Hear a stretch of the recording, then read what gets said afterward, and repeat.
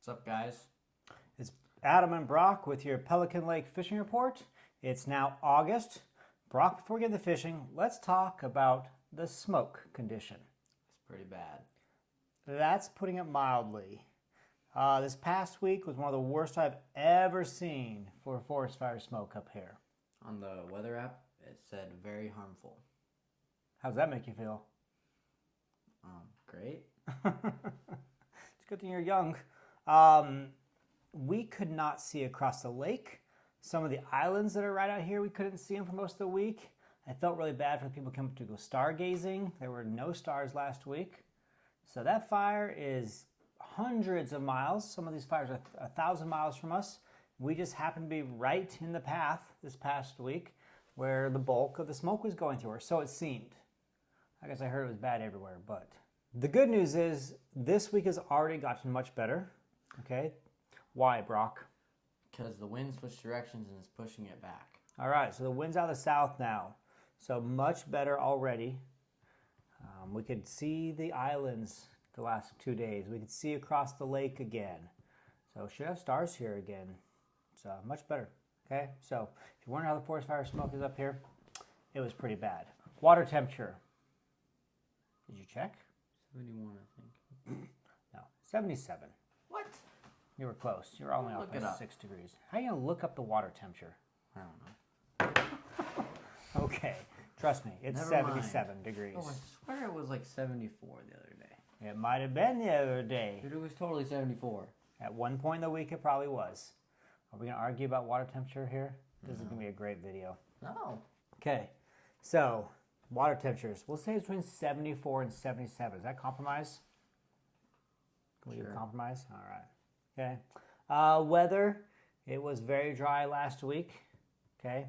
Light winds out of the north constantly this week. So far, it's been light winds out of the south. We do have some scattered rain coming in. Again, that'll help the forest fire smoke. How's it been on the fish? Oh, we should show you this picture of. This is one of the sunsets I took a picture this week. It was hard to see the sun at the sunset, but it was red, glowing in the water. Okay. Fishing. Brock's going to tell us how it affected the fishing. He's going to start with bass fishing. Basically, bass fishing as a whole was pretty good this week. I'd say the best bait to use is definitely like chatterbaits or swim jigs. Chatterbait has been so good. I don't think we can underscore that enough. I've been throwing black and blue chatterbait. What about you?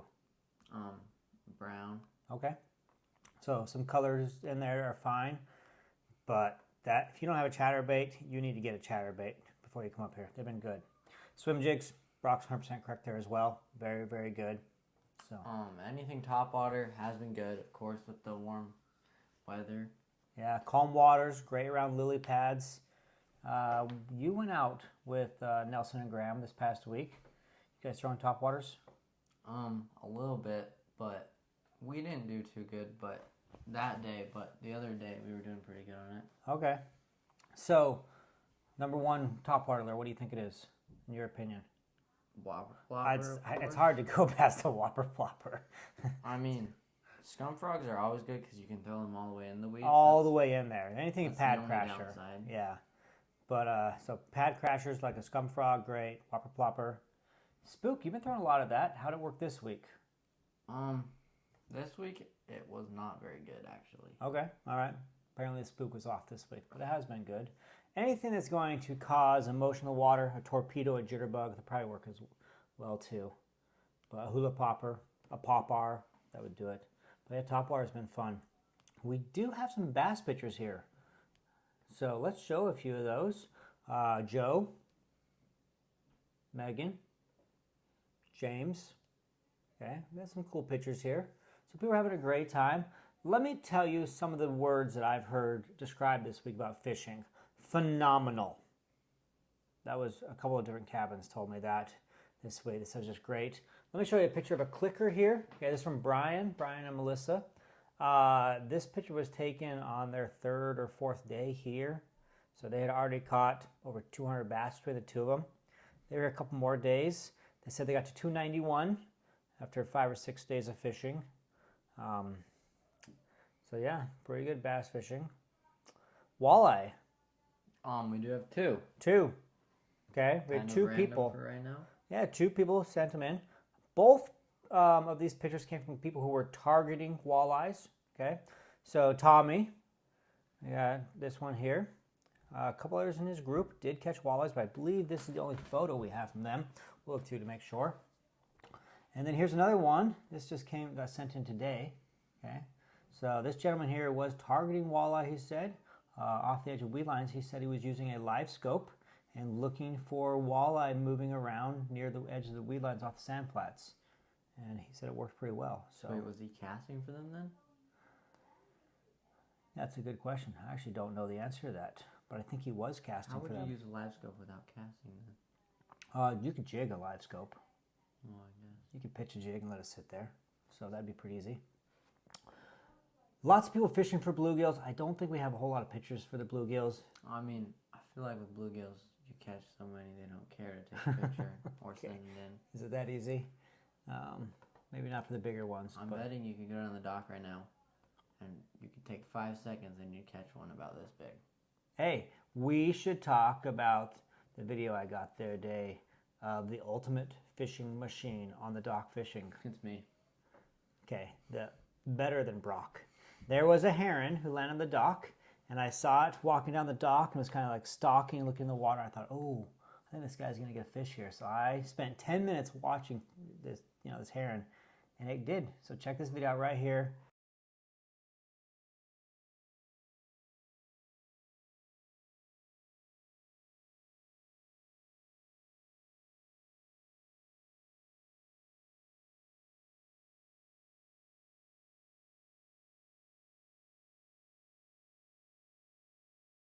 Such a cool thing to watch happen live.